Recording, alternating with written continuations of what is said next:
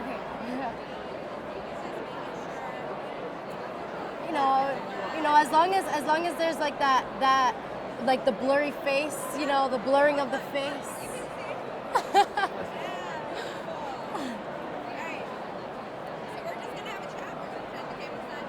No cameras. Gotcha.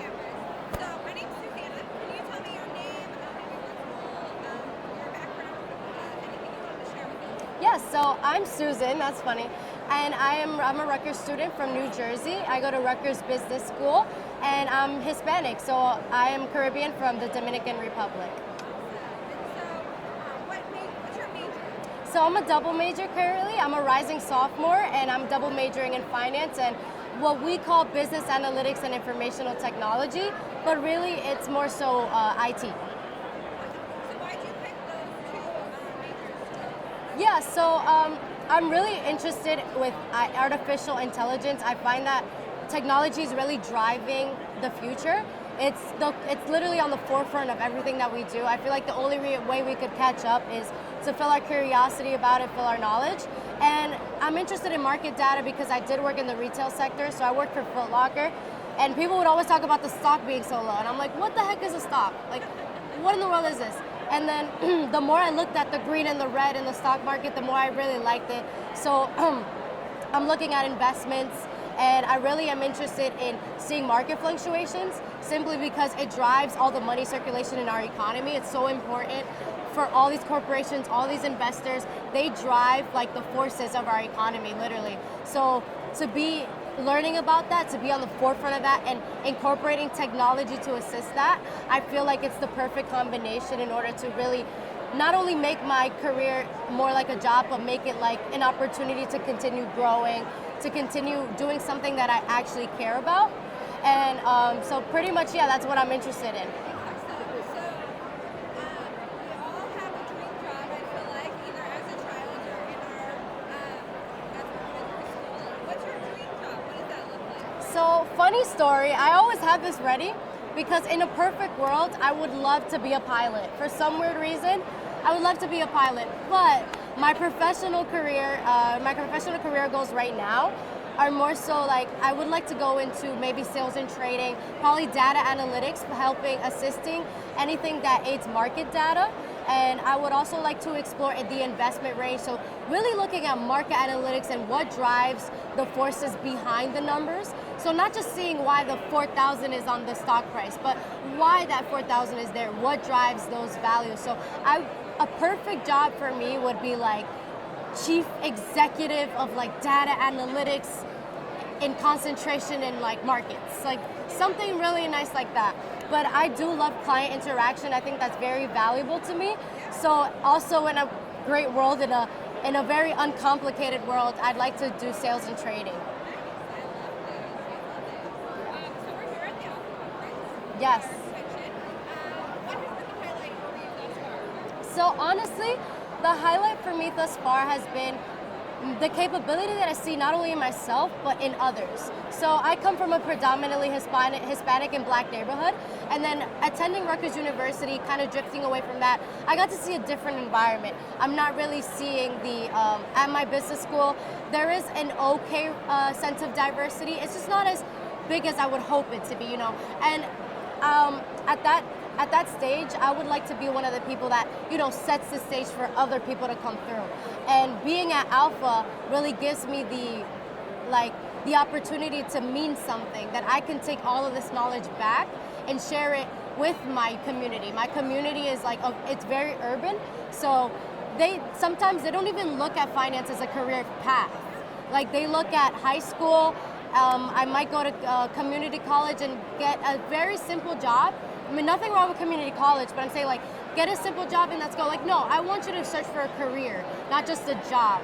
And I'm here at Alpha looking at all this talent, this raw talent from any city, from all these amazing stories. I'm looking at people that look like me, that are successful, and I think that's so important nowadays. So to me, I just value being here, present in the moment, really taking in this experience so I can go back to my school, my community, my family members, my support group, and just really give back. I think that's so important because it's amazing what we all can do. You see this room filled with so many big corporations. You see the impact of the Latino community, the Black community, the minority communities, etc.